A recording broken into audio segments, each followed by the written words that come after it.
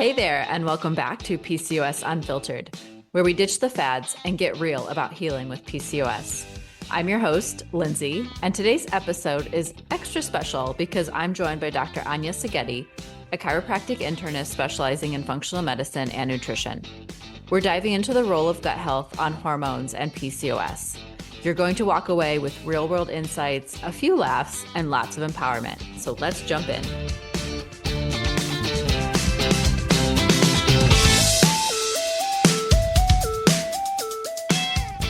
So what are some common mistakes that women make when trying to fix their gut that may actually make things worse? So, unfortunately, one of the things that I see is over supplementing without testing and cutting out too many foods and creating like that restrictive fear-based mindset and trying like harsh cleanses. Like I think parasite cleanses are the big thing right now. Yeah. Everyone's like freaked out about parasites. And again, Yeah. that's right up there with candida. If you have a healthy, resilient immune system, your body can flush out those parasites. If your immune system isn't good, we have a lot more to worry about than just parasites. Mhm. Like, let's Yeah. get your immune system resilient again, and then it can handle all the stuff that life throws at it. Yeah. Yeah. Yeah, that's where we also have to, kind of do some I don't want to say some digging, like just self-reflecting on our own too, because yeah, either you get into that restrictive mindset, you can't stick with it, like you were talking about your patient. And I feel like, I mean, for me, it was super easy, but I've realized like giving up things. But for Mhm.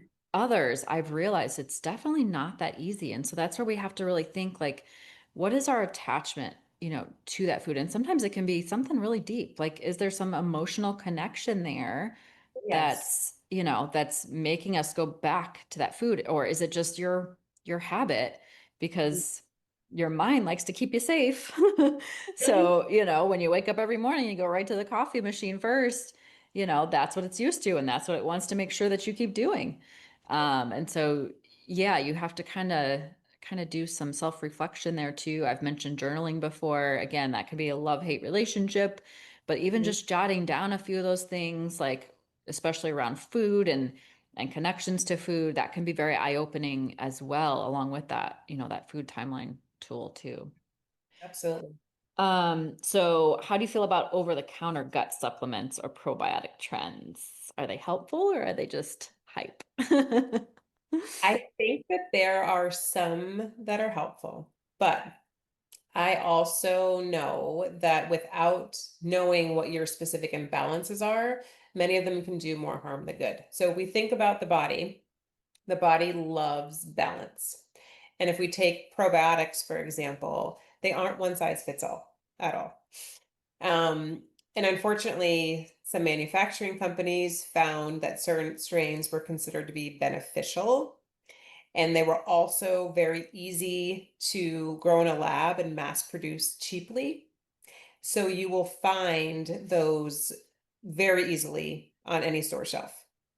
But that's typically one of the most common overgrowths that I see on my diagnostic testing. And it can come with unpleasant symptoms. So the testing that I do, the lab has figured out that there are certain ranges of beneficial bacteria that the body loves. But again, too much is a problem and too little is a problem. So it wants to be within that range. So this particular strain, I will often see it elevated because it's in just about every type of probiotic that's commercially available. So Yeah. that's my caution with that is, you can get probiotic rich foods.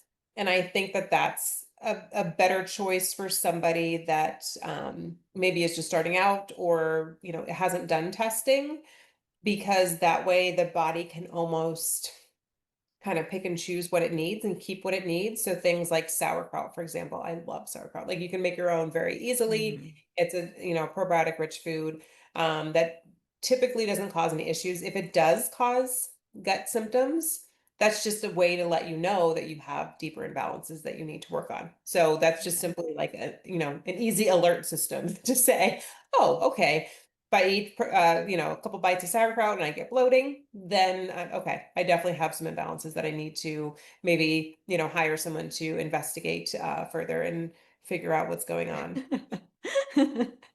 Yes. Yeah, I love this topic of like supplements and yeah, especially with some of the trends and all that stuff around it. Because I'm not against them, but it can be one of those quick fixes still. Yeah, it's not a prescription, but it can still kind of be one of those quick fixes. So if you're not doing all that other work, and just taking the pill or the supplement, the whatever it is, the injection, like you're Yeah. not going to fix anything long term. Sure, you might feel better in the short term, but long term, you're not going to fix anything. Could even be doing more damage in the long term. Yeah. Yeah, there's still like a lot of other stuff that has to go along with those supplements. And unfortunately, I think a lot of them get misused, to just heal in the moment, or try to fix something in the moment. Yeah. You can't out supplement a poor diet, and you what I'm here for. I was waiting for that. But also just something to think about if something has a commercial or uh like you're getting pinged on it from social media ad or something like that. Um I would give that an extra pause because Mhm. you have to think about where's that company's priorities? Is it in the advertising dollars or is it in your health? Yeah. And Yep. typically not in your health. Yeah. Yeah. You said that to me a long time ago. I feel like a long time ago now, but but yeah, I mean, when you think about it, there's fast food commercials, there's lots of prescription commercials with when they list all the side effects. And then yeah, and then now we are seeing these supplement commercials I think a lot more on social media. But yeah, that's when you have to really think, if they Yeah, have to have a commercial for it, is it really that good for us? For sure. exactly. So how do you encourage women who feel discouraged when they don't see results right away? This is a big one. And this was a big one for me too, because we're very productivity focused and results focused in this country. But healing is not linear. Just like I was saying with the hair, skin, and nails piece, the body is going to focus its energies and resources on what it knows is the most important. And that's often not what our goals are, fortunately. But our bodies are smart, they're beautiful, they are working for us, not against us. And very often we need to actually get the frick out of the way and let it do its thing. And this can be, on my journey was very challenging for me because our bodies need rest when we're healing. And I was not good at resting or pausing at all. I was terrible at it, actually. Yeah, I've learned to And be better. yeah, so that's part of the process of the healing journey is learning what your body is asking for and then actually giving your body that. So giving your Yeah. body the chance to rest and heal was super huge for me and it's huge for my patients because a lot of my patients are very much like me. We're type A, go-getters, productivity, want to see results, boom, boom, boom. And those are the ones that we need to meditate the most. And it's Yeah. really impossible, but we have to, give our body what it needs, and that's what it's asking for. Um, Yeah. and so just, have that gentle reminder, our bodies are working for us. It's working towards balancing. Even small improvements mean progress and celebrating every little win. Mhm. But then again, giving yourself grace for, the beautiful storms and ebbs and flow of life that come, and they're going to come, and just breathing through them and just knowing that your body is healing. Yeah. Yeah, that was one huge thing for me on my journey that because my body's been telling me something for years. I wasn't listening. Once I Mhm. finally had my wake up call, I was so much more in tune with my body. And so then, and I wouldn't say it was like hyper, because you can obviously like take that to the extreme, but it was just then like something gets off, I notice a skin rash or something like I can think of the time I was going through another stressful moment and my skin was telling me something. And like, then I was able to say, you know what? Okay, something is off again. And I need to, yeah, I really need to evaluate, what I'm doing and how to decrease my stress and manage my stress. And yeah, you definitely become more in tune with what your body is telling you for sure. Yeah, I definitely look back on my diagnosis of Hashimoto's with different, emotions at different phases of my life. And Hmm. I had this discussion with one of my patients last week, and I was like, the emotion that I'm having right now, I used to have anger. I used to be pissed off. I used to be, play the pity party of like, why me? I'm like healthy. I'm doing all the things. Like, how did this happen? Like, I went through Hmm. all of that. But most recently, I'm feeling gratitude. I'm grateful for it because it was a freaking wake up call Yeah, on a terrible path for my health, and I was exactly. making terrible choices. And so I needed to be slapped back onto track. And I'm very thankful that I did. And I'm thankful that I changed the course of not only my health, but the trajectory of my life as well. And I'm Mhm. so, blessed and grateful for where my life is now and the things I'm able to do and the people I'm able to help. And it's beautiful. So I'm grateful for it because had I not had that diagnosis, I don't think I'd be where I am today. Yeah, I love that. I'm right there with you. I mean, yeah, like I've said it from, I mean, once I started my health coaching practice, but I just feel like everything has led me to this, from being in healthcare and a nurse. I mean, I was in, bedside because I was CNA before I was a nurse, like almost 20 years basically. And then to the gym where I thought it was all about exercise and fitness and that's what was going to make you healthy, to yeah, finally having my wake up call during that time.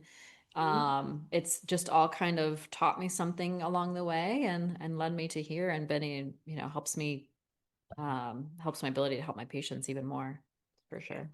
beautiful. So what's one myth you'd love to bust about gut health or hormone healing?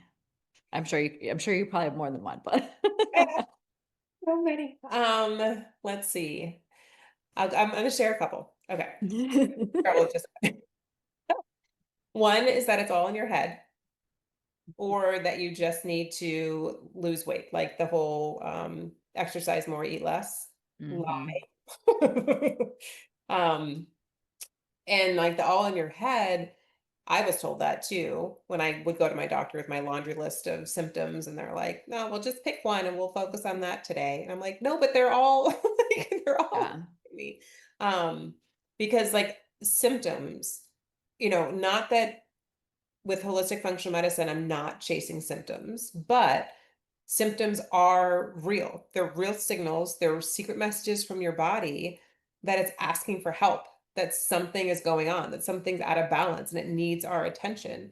So when we ignore them, we mute them, we attempt to silence them with, over the counter or prescription, etc., our bodies are just going to keep turning up the volume until it gets our attention. Hmm. Yeah. Um, I talk about this in the first, I have like a three-part series, in the very first episodes of my podcast. But deep down, like if you know something is going on and the doctor is saying, "Oh, all your labs look fine." No, you need to do some more in-depth research. And that can even be on your own, take control of your own health. I mean, there's so much stuff out there. And yes, you do have to be cautious, but I feel like you can still start doing your own research and start learning. Um, because yeah, unfortunately, traditional medicine just looks at like individual things and they don't put the big puzzle together. Um, and yeah, I can get lost. And then of course going into the weight loss piece for sure. Yeah, maybe calories in versus calories out like worked way back in the day, but it's not that simple anymore. And especially that's when I think a lot of the sensitivities and intolerances tie into that because it's not that simple anymore. Remember Weight Watchers was huge. I'm back in the day. I think just about every potential client that I've talked to has tried Weight Watchers. Um, yeah, because you could still eat some of those bad things, Which is the but point. yeah, So, but it's unfortunately just not that way for most of us anymore. yeah. Um, so what's one truth you want every woman with PCOS to know when it comes to her gut and long-term health? Oh, I love this. The biggest truth that I want literally every woman to know is that you have more power over your own health than been led to believe. And if we talk about the gut, it's not just a digestive organ. It is literally like a command center. It's actually been dubbed the second brain, or it might even be the first brain, depending on which way you look at it. And then really focusing on leaning into your intuition, leaning into your symptoms. What is your body trying to tell you? You live in your body. You know it better than anybody else. And I think that again, another, thing that we've been misled in our society is to mute and mask and stuff everything down and just ignore it. But when you really lean in and tune in, and whether it's through meditation or journaling or quiet time or whatever you need to do to just really tune into yourself and learn yourself, that that changes everything right there, because then you know that something's off and you can advocate for yourself, you can do the Mhm. research and dive. And that's what I had to do, really dive in for my own health, because my doctor was running labs and keep telling me everything's normal, everything's normal. I'm like, no, literally, like I feel like complete garbage, like something is off. Something's Yeah. wrong. I'm way too young to feel this tired. Like, Yeah. not good. And so I had to research what test for my MD to even run for me to get my diagnosis. And so I went to her and begged, and I'm like, please run these tests that are literally like like they're $10, $15. Like it's not expensive. I Mhm. don't know why you're not. I run them on every female patient, unfortunately, because Hashimoto's is so prevalent and so underdiagnosed. But just again, just trust in yourself, um, and be your own advocate and lean into what your body's trying to tell you, and reach out to resources that are here to help you and guide you on this journey. Yeah. It's a good way to end it. Last question. Where can listeners learn more about your work and connect with you? So I'm trying my best to be great with social media. Talking about it before we recorded, it is definitely, a struggle for both of us. We're both introverted, and it's hard to really put ourselves out there. But I try to be on Instagram and Facebook, educating as much as I can. I do have a lot of information on my website, and I'll share all the links with Lindsay so she can put it on. Mhm. And then I did just launch a holistic Hashimoto's healing community for us women, dealing with hypothyroidism, Hashimoto's, to help to grow and thrive together. And I don't think we really touched on it all, but I do have a best-selling book, You Can't Outrun Your Fork. It's on Amazon, and it's basically the guidebook that I wish I had when I was starting my health journey. It shares a lot about my health journey, things I learned along my health journey, and lots of resources for shopping, prepping, and then 100 plus of my favorite anti-inflammatory, gluten-free recipes that are delicious and easy to make and don't have Mhm. crazy ingredients that you can, find relatively easily.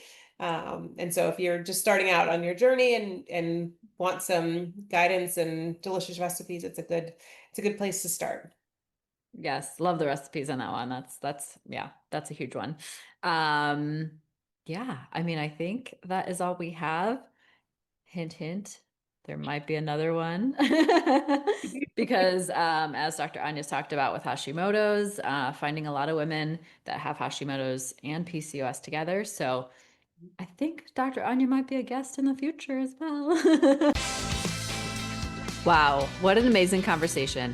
Big thanks to Dr. Anya for sharing her time, her wisdom, and her heart with us today. I hope you're feeling as inspired and empowered as I am. If you'd like to connect with Dr. Anya, you can find all the info in the show notes. And if you loved today's episode, don't forget to subscribe, share it with a friend who needs to hear it, and leave a quick review. It helps us reach even more amazing women just like you. Until next time, keep nourishing your body, healing your heart, and thriving, unfiltered and unstoppable.